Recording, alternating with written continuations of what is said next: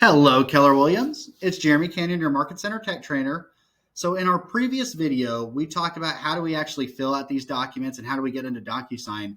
So for today's video, I'm going to show you how do you send these documents for signatures, and then how do we pull them in for compliance once they've been signed. So we're just going to pretend that I filled these documents out already.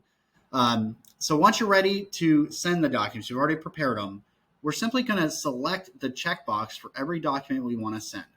So I'm just going to grab a couple of these.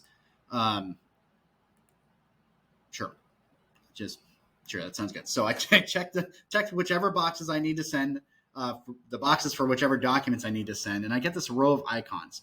Now, there's different reasons you'd use some of these. There is an email option if you want to just email a PDF copy to somebody for some reason, just to review. But for right now, we want to get them signed. So we're going to use the pen icon that says Create Envelope.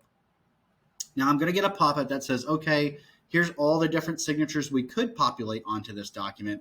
Who do we need to send it to? Now, in this case, this is a listing, so I'm acting as the listing agent, and I only had one seller. But of course, if I was the buyer or whatever the case is, choose the correct signatures for whoever we're actually having sign this. And I'm going to hit continue. And this, I've noticed, does take a second to load sometimes, so just be a little patient. It is going to load. And I'm just trying to stall for time while it does that. So this is creating an envelope for all my documents. It's putting them into one email, and it's populating all the signatures or anything that the clients need to interact with. So in this case, anything my seller needs to fill out. So if I scroll down now, well, actually, let me scroll back up. So these documents, you can still add a document if you forgot to select it. But we can also rearrange these. So if you're somebody who you're a stickler about like the order your documents appear in, I can just drag up like my listing agreement. I can move around my disclosure. You can just change the order that your clients are going to see this in.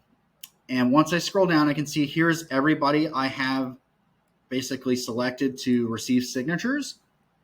Now, he's not a real person, so I'm just going to put my email in. Of course, you would put the correct person's email in here. So just make sure that's correct. But I can see the name, I can see emails. They're selected as needs to sign. However, there is this box selected here that has set signing order. So right now this is set up that me as the listing agent, I would have to sign first before seller one receives their email, since they're that second person in signing order. This does default as on. You can uncheck this box and turn it off.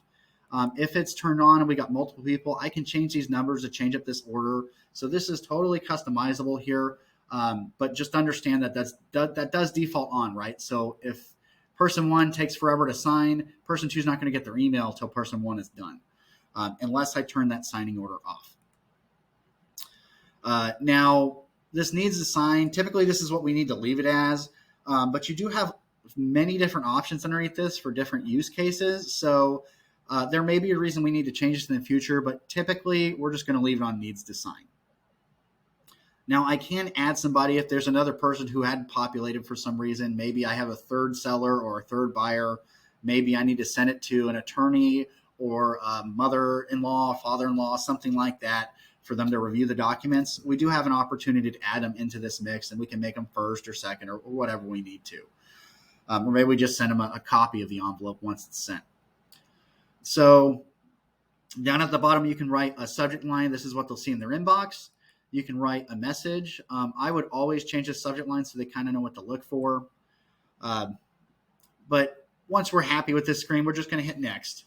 And here's your final opportunity to make changes to your documents before you hit send. So you can see I can still click into these boxes and edit information on my document. So if we misspelled something, we forgot to put something in, we still have an opportunity to do that. But now all my signatures, check boxes, initials, everything the client has to fill out should have populated. So like for my disclosures, there's all my check boxes. Everything is color coded. Right here, top left, you can see who has what color. So it's very clear who's assigned to what. And I can still drag in any additional signatures or initials or dates that I need to at this point. And then once I'm happy with it, I can hit send. And that's basically all there is to it, to sending these documents to get signed. Like I said, let me know if you have any questions. I'll go ahead and send this, and I'll pick it up in the next video.